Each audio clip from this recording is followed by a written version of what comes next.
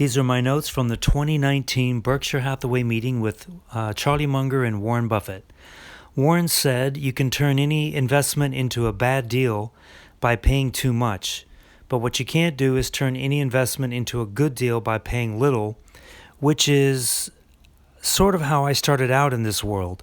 But the idea of buying the cigar butts that are declining or that have only one puff left, or poor businesses for a bargain price, is not something that we try to do anymore. We try to buy good businesses at a decent price, and we made a mistake on the Kraft part of Kraft Heinz. Later, he said, the idea that value is somehow connected to book value or low price to earnings ratios or anything like that, as Charlie has said, all investing is value investing. You're putting out some money now to get more later on, and you're making a calculation as to the probabilities of getting that money, and when you'll get it and what interest rates will be in between, and all the same calculation goes into it, whether you're buying some bank at 70% of book value, or you're buying Amazon at some very high multiple of reported earnings. They are looking for things that they feel they understand that will be developed by that business between now and Judgment Day in cash, and it's not.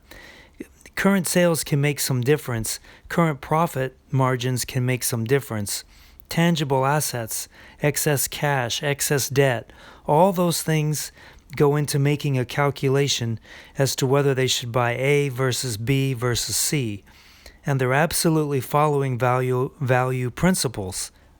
The considerations are identical when you buy Amazon versus some, say, bank stock that looks cheap statistically against book value or earnings or something of the sort.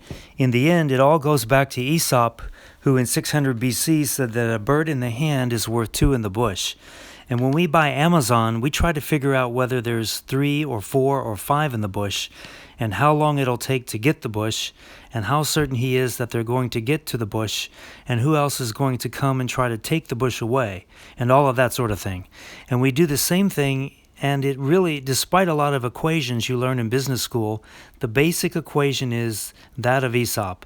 And your success in investing depends on how well you're able to figure out how certain that bush is, how far away it is, and what the worst case is, instead of 2 birds being there, only 1 being there, and the possibilities of 4 or 5 or 10 or 20 being there.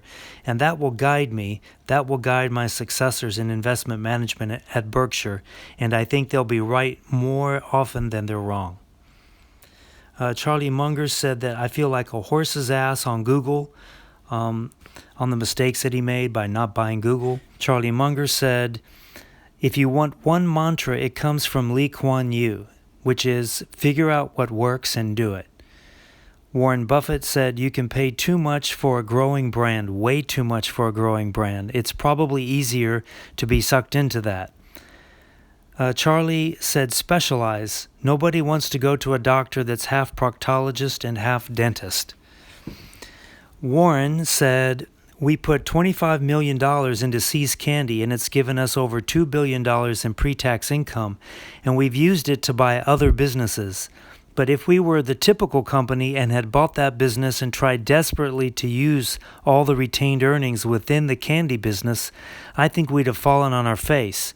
It just illustrates that all these formulas you learn, or having a strategic plan to use all the capital, some businesses work in a fairly limited area.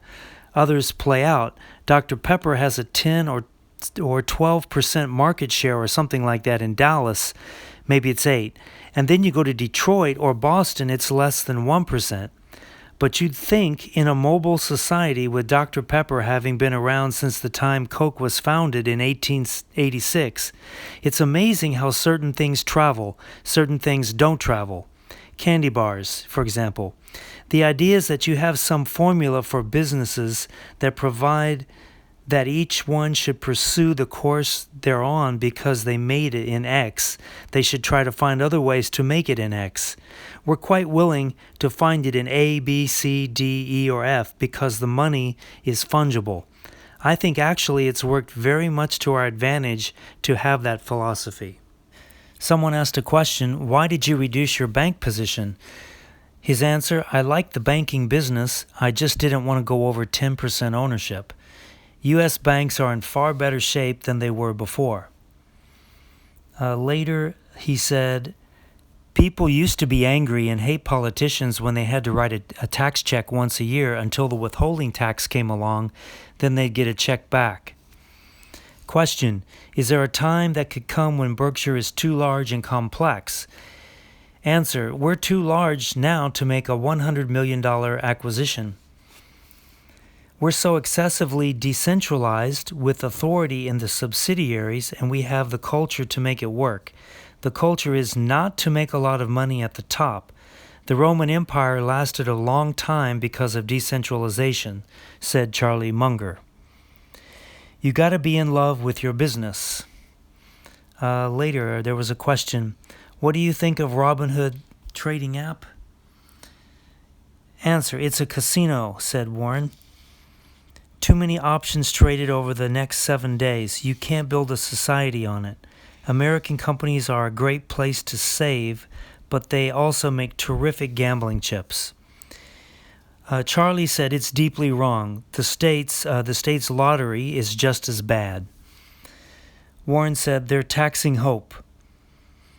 The states in America replaced the mafia as the proprietor of the numbers game. They pushed the mafia aside and said, that's our business, not yours. Doesn't make me proud of my government, said Charlie Munger. Next, skipping to the 2022 Berkshire Hathaway meeting, Warren said, we have an extreme aversion to incurring any permanent loss with your funds. The idea of losing other people's money, people who trust us, is really, that's just the future I don't want to have. As Charlie says, all I want to know is where I'll die, so I'll never go there. Later, Warren said, if fortune has just showered you with all kinds of good things, you ought to be a better person in the second half of your life than the first half. Charlie said, keep learning, that's the secret. Warren said, I looked in this book and I saw one paragraph and it told me I'd been doing everything wrong. I just had the whole approach wrong. I thought I was in the business of trying to pick stocks that would go up, and in one paragraph I saw that was totally foolish, and he's talking about Chapter 8 of The Intelligent Investor. Warren asked, is it wise to criticize people at all? Charlie said, probably not, but I can't help it. There was a question later about inflation. In the 70s, you wrote an article entitled, How Inflation Swindles the Equity Investor. You said that stocks cannot keep pace with inflation because companies cannot increase their return on equity. Do you believe that this is still the case? Answer, yeah, of course bonds can swindle the equity investor too. Everything I should say. Inflation swindles the bond investor too, and it swindles the person who keeps their cash under the mattress. It swindles almost everybody. If you have a business that doesn't take any capital, and let's just say that the dollar depreciates 90% or something, so things cost 10 times as much. If it doesn't take any capital, you can charge 10 times as much, and you've kept your relative position. But most businesses take some capital. Your skills are the best protection against inflation.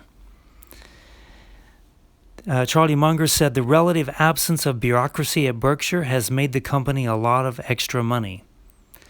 Okay, now skipping to the 2024 Berkshire Hathaway meeting, Warren said, and if you look back as we did a few meetings ago, the top 20 companies in the world at 10-year intervals, you realize the game isn't quite as easy as it looks.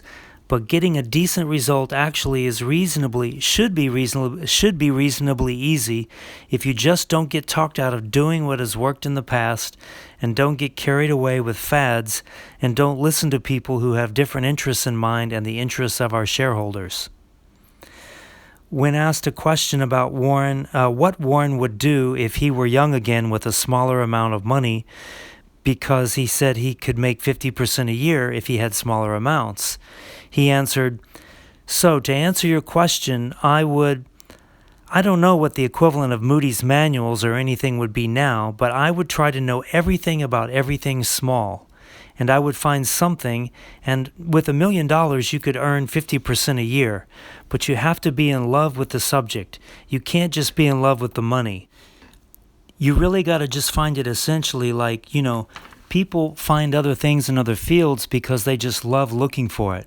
A biologist looks for something because they want to find something. It's built into I don't know how the human brain works that much, and I don't think anybody understands too well how the human brain works, but there's different people that just find it exciting to expand their knowledge in a given area. I know great bridge players. I know great chess players. Actually, Kasparov came to Omaha and met Mrs. B. I've had the luck of meeting a lot of people that are unbelievably smart in their own arena and do some unbelievably dumb things in other areas. So all I know, the human brain is complicated, but it does its best when you find out what your brain is really suited for, and then you just pound the hell out of it from that point. And that's what I would be doing if I had a small amount of money and I wanted to make 50% a year, but I also wanted to just play the game.